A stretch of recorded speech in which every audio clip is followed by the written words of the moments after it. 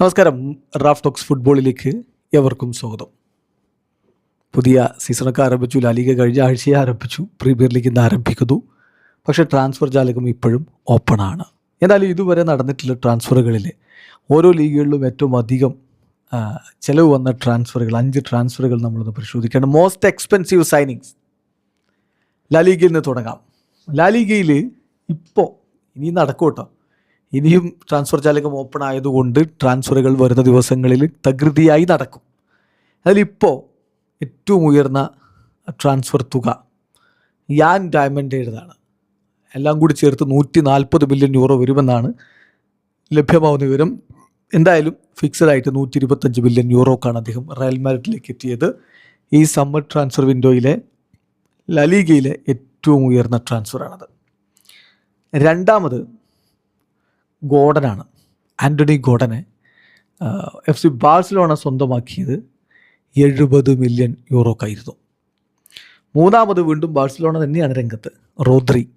റോദ്രിക്ക് വേണ്ടി അവർ കൊടുത്തത് നിലവിൽ 60 മില്യൺ യൂറോയാണ്.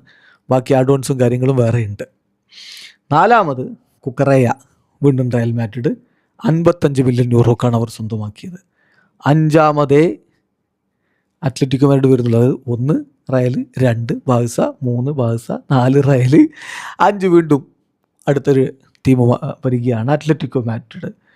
ക്യൂട്ടി റൊമേറോയെ സ്വന്തമാക്കി 40 മില്യൺ യൂറോക്ക്. ഇതാണ് അവിടുത്തെ ടോപ്പ് 5 സൈനിങ്ങുകൾ, മോസ്റ്റ് എക്സ്പെൻസീവ് സൈനിങ്ങുകൾ സംഭവിച്ചിരിക്കുന്നത്. ഇനി നമുക്ക് പ്രീമിയർ ലീഗിലേക്ക് പോകാം. പ്രീമിയർ ലീഗിൽ മോർഗൻ റോജേഴ്സിനെ വമ്പൻ തുകക്കാണല്ലോ ചെൽസി സ്വന്തമാക്കിയത്. 138 മില്യൺ യൂറോക്കാണ് അദ്ദേഹം സ്വന്തമാക്കിയത്. അദ്ദേഹമാണ് മോസ്റ്റ് എക്സ്പെൻസീവ്. തൊട്ടു പിന്നാലെ ഇലിയറ്റ് ആൻഡേഴ്സനുമുണ്ട്. മാഞ്ചസ്റ്റർ സിറ്റി അദ്ദേഹത്തെ സ്വന്തമാക്കിയത് 135 മില്യൺ യൂറോക്കാണ്.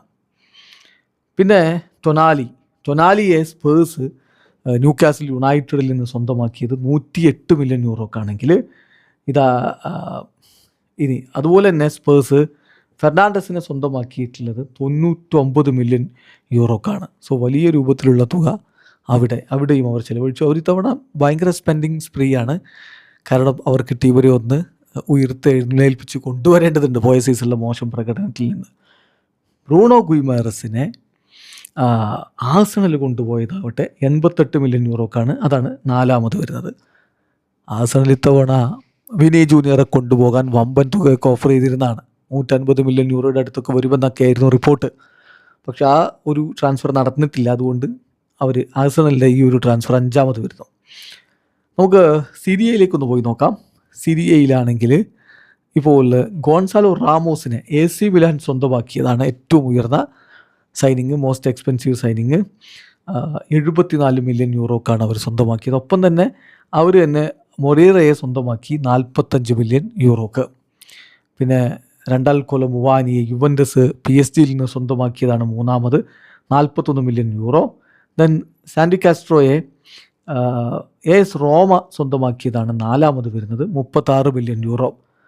അഞ്ചാമതാണെങ്കിൽ യുവൻറ്റസിൻ്റെ സൈനിങ് ആണ്. അവർ അലാബെഗോവിച്ചിനെ കൊണ്ടുപോയത് ഇതുപോലെ തന്നെ വലിയ തുകക്കാണ്, 32 മില്യൺ യൂറോക്കാണ് അദ്ദേഹത്തെ സ്വന്തമാക്കിയത്. അതാണ് അഞ്ചാമത് വരുന്നത്. അപ്പോൾ ഇതിൽ നിങ്ങൾക്കിത് വളരെ ക്ലിയർ ആയിട്ട് മനസ്സിലാകുന്നുണ്ടാവും. ഈ പ്രീമിയർ ലീഗിലെയും അതുപോലെ തന്നെ ലലീഗയിലെയും ഒന്നും സ്പെൻഡിങ് സ്പ്രീ അതുപോലെ നമുക്ക് സിരിയയിൽ കാണാനില്ല എന്നുള്ളത്. അടുത്തായിട്ട് നമ്മൾ പരിശോധിക്കുന്നത് ബയൺ മ്യൂണിക്കിൻ്റെ കാര്യം. ബയൺ മ്യൂണിക്കിൻ്റെ സൈനിങ്ങുകൾ ഒന്നാമത് വരുന്ന ബൂണ്ടസ് ലീഗയുടെ കാര്യമാണ്. 50 മില്യൺ യൂറോക്ക് സൈബരിയെ PSV ഐൻഡോവനിൽ നിന്ന് ഇസ്മായിൽ സൈബരിയെ സ്വന്തമാക്കിയിരുന്നല്ലോ ബയൺ. വേൾഡ് കപ്പിൻ്റെ സമയത്തിന് സ്വന്തമാക്കി. അതാണ് ഏറ്റവും ഉയർന്ന സ്പെൻഡിങ്. ഒപ്പം തന്നെ അവർ ബ്രൗണിനെ സ്വന്തമാക്കിയതുകൊണ്ട് അദ്ദേഹത്തിന് വേണ്ടിയും അവർ കൊടുത്തത് 50 മില്യൺ യൂറോയാണ്. പിന്നാലെ വരുന്നത് ഇപ്പോൾ ബൊറൂസിയ ഡോട്ട്മുണ്ടിലൊരു സൈനിങ് ആണ്. അവർ കരസാസിനെ സ്വന്തമാക്കിയത് 30 മില്യൺ യൂറോക്കാണ്. അതേസമയം മൊറീറയെ ബയർ ലെവർക്യൂസൻ സ്വന്തമാക്കിയത് 30 മില്യൺ യൂറോക്കാണ് എന്ന കാര്യം കൂടി ശ്രദ്ധിക്കുക. 26 മില്യൺ യൂറോക്കാണ് ഗ്യൂട്ടിയഡസിനെ ബയർ ലെവർക്യൂസൻ സ്വന്തമാക്കിയത്. അപ്പോൾ 1-2 സ്ഥാനങ്ങളിൽ ബയേണ്, മൂന്നാമത് BVB, 4ഉം 5ഉം സ്ഥാനത്ത് ബയർ ലെവർക്യൂസൻ്റെ സൈനിങ്ങുകളാണ്. ഇനി തീർച്ചയായിട്ടും വരും ദിവസങ്ങളിൽ സ്പെൻഡിങ്ങുകളൊക്കെ ഇനിയും നടക്കാനുള്ള സാധ്യതയുണ്ട്. അതുകൊണ്ട് ഇതൊരു ഫൈനലൈസ്ഡ് ലിസ്റ്റായിട്ട് കാണേണ്ട, ഇപ്പോഴത്തെ ഒരു കണക്കെന്ന രൂപത്തിൽ മാത്രം കണ്ടാൽ മതി. വീഡിയോ അവസാനിക്കുന്നു. ഫുട്ബോൾ ലോകത്ത് കൂടുതൽ വിശേഷങ്ങളുമായി റഫ് ടോക്സ് എത്താം.